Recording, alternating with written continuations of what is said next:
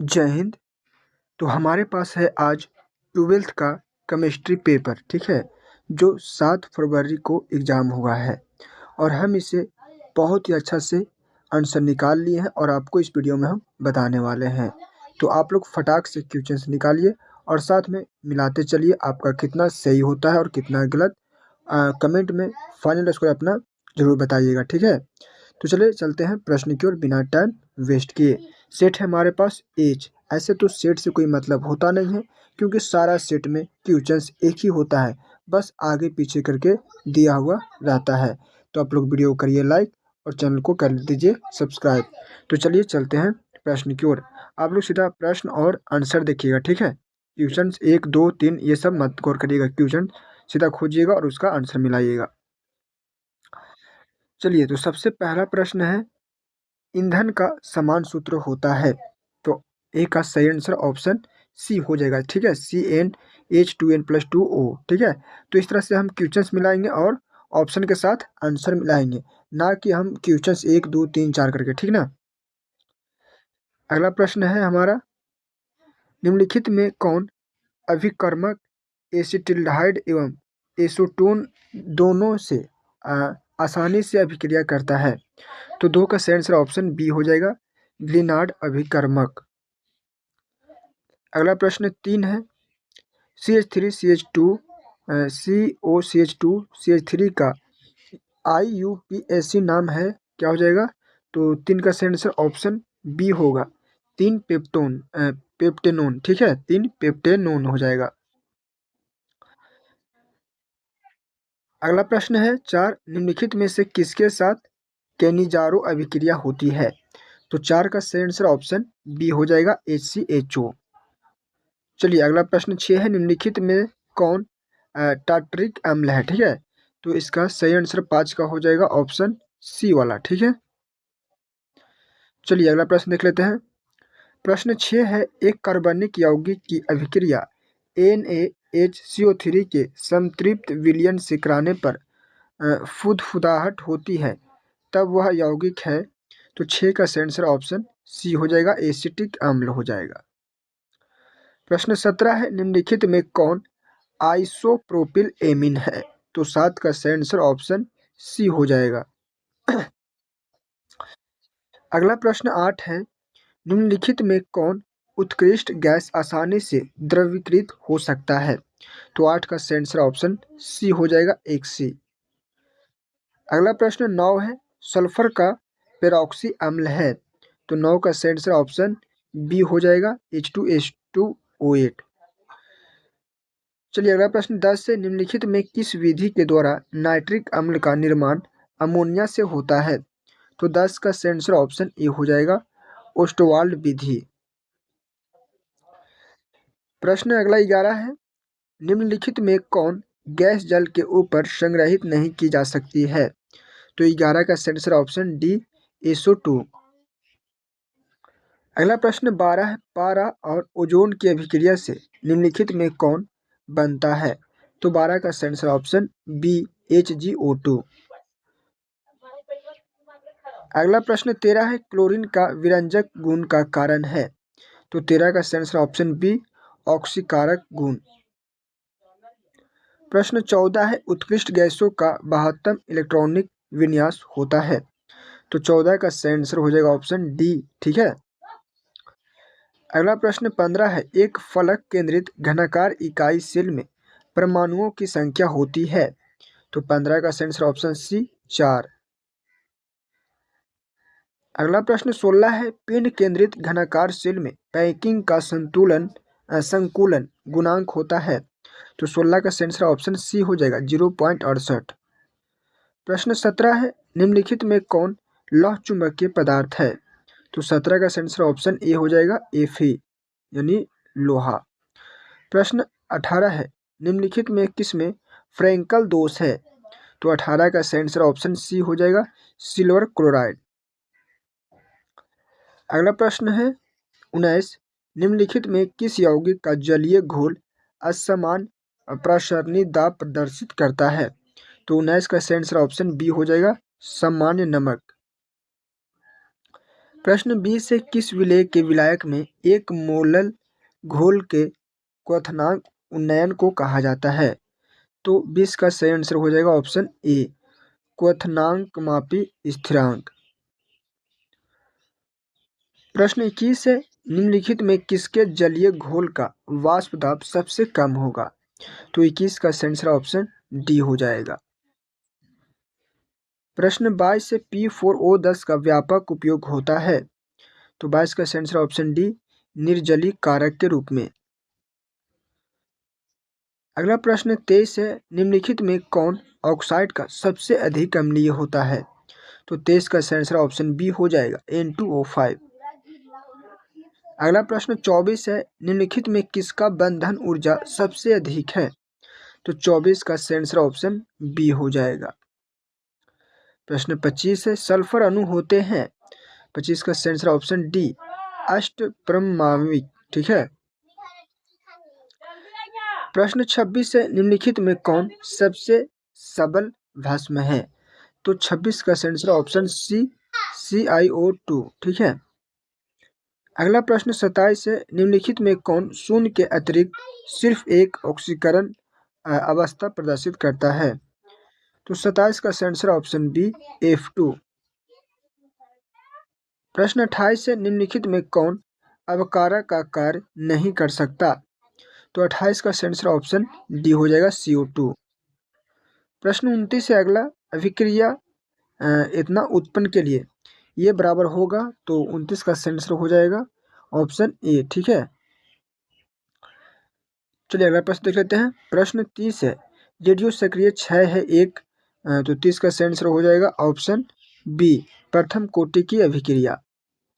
प्रश्न 31 है, ये रहा हमारा प्रश्न 31। बोला है कि 288 के पर 1 ग्राम चारकोल के द्वारा H2CH4 CO2 एवं NH3 गैसों के अधिशोषित आयतन का क्रम है।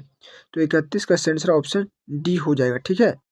यानी कि हम कह सकते हैं NH3 से कम CO2 और CO2 से कम CH4 और इसको से कम H2। प्रश्न 32 है, लैंगमुर के अधिशोषण समताप का सही व्यंजक है? तो 32 का सही आंसर ऑप्शन बी हो जाएगा। प्रश्न 33 है, कुलाइडी कणों का आकार होता है? तो 33 का सही आंसर ऑप्शन सी हो जाएगा। अगला प्रश्न 34 है, धुआं एक कुलाइडी अवस्था है जिसमें 34 का आंसर बी, एक ठोस गैस में प्रक्षेपित रहता है। अगला प्रश्न है 35, मक्खन एक उदाहरण है जेल का? तो इसका सही आंसर ऑप्शन ए हो जाएगा। चलिए अगला प्रश्न देख लेते हैं। प्रश्न 36 है, यदि एक संक्रमक तत्व का इलेक्ट्रॉनिक विन्यास +3 ऑक्सीकरण अवस्था में Ar3D4 है तो इसकी परमाणु संख्या होगी? 36 का सही आंसर ऑप्शन ए हो जाएगा, 25। प्रश्न 37 है, लैंथेनाइड तत्वों की सबसे समान ऑक्सीकरण अवस्था होती है? तो 37 का सही आंसर ऑप्शन बी, +3। अगला प्रश्न 38 है, NiCO के होल फॉर्म में Na की ऑक्सीकरण अवस्था है? तो 38 का सही आंसर हो जाएगा ऑप्शन डी, 0। प्रश्न 39 है, जटिल यौगिक के जलीय विलयन में आयनों की संख्या होती है? एक जटिल यौगिक है, ठीक है, तो इसमें जलीय विलयन में आयनों की संख्या क्या होगा? तो 39 का सही आंसर ऑप्शन ए, 3 हो जाएगा। प्रश्न 40 है ये, और ये है एक, इसका सही आंसर हो जाएगा 40 के ऑप्शन ए, आयनन समवाय। अगला प्रश्न 41 है, विटामिन B12 में उपस्थित रहता है? 41 का सही आंसर ऑप्शन ए, कोबाल्ट। प्रश्न 42 है, जब क्लोरोफॉर्म एसीटोन से अभिक्रिया करता है तब निम्नलिखित में कौन बनता है? तो 42 का सही आंसर ऑप्शन सी हो जाएगा, क्लोरेटोन। ठीक है। प्रश्न 43 है, वुड्स अभिक्रिया में एल्किल हैलाइड का अवकरण निम्नलिखित में किसके द्वारा होता है? तो 43 का सही आंसर ऑप्शन डी हो जाएगा, Zn या फिर Cu युग्म, यानी कि जिंक या कॉपर का युग्म। प्रश्न 44 है, इथिल ब्रोमाइड को एल्कोहलीय कॉस्टिक पोटास के साथ उबालने पर बनता है? तो 44 का सही आंसर हो जाएगा ऑप्शन बी, इथिलीन। प्रश्न 45 ये है, और ये अभिक्रिया को कहते हैं हम लोग क्या कहते हैं, तो ऑप्शन ए सही हो जाएगा, वुर्ज अभिक्रिया। ठीक है। अगला प्रश्न 46 है, निम्नलिखित में कौन सा अभिकर्मक एथिल एमीन से अभिक्रिया कर एथिल अल्कोहल बनाता है? तो 46 का आंसर ऑप्शन डी हो जाएगा, HNO2। प्रश्न 47 है, निम्नलिखित में किसे कास्ट स्पिरिट कहा जाता है? तो 47 का सही आंसर ऑप्शन ए हो जाएगा, मेथिल अल्कोहल को। अगला प्रश्न 48 है, एक एल्कोहल के वाष्प को जब तप्त अधिकृत तांबा के ऊपर से गुजारा जाता है तो एक एल्किन बनता है, यह अल्कोहल है। 48 का सही आंसर ऑप्शन सी, टर्शियरी। ठीक है। प्रश्न 49 है, फिनॉल निम्नलिखित में किसके साथ एक विशेष रंग का यौगिक बनाता है?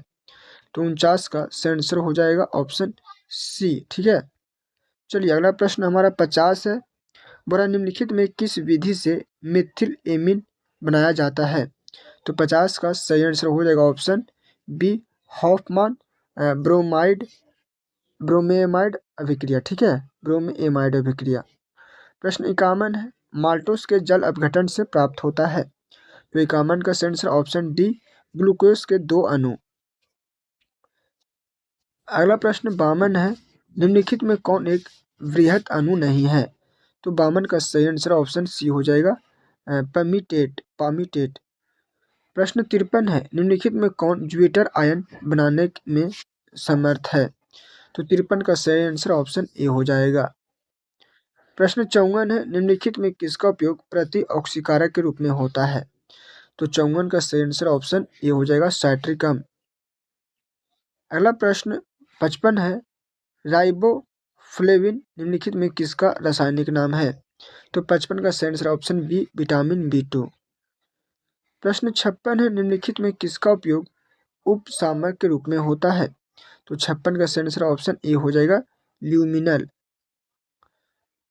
प्रश्न अब 57 है, बड़ा 234.2 ग्राम चीनी के जलीय घोल में 34.2 ग्राम चीनी है, तो घोल का मोलल सांद्रण है 57 का सही आंसर ऑप्शन बी हो जाएगा, 0.2।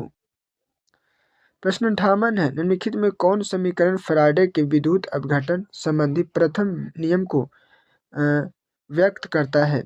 तो 58 का सही आंसर हो जाएगा ऑप्शन बी। अगला प्रश्न 59 है, तनुता बढ़ाने पर किस विद्युत अपघट्य का विशिष्ट चालकत्व है?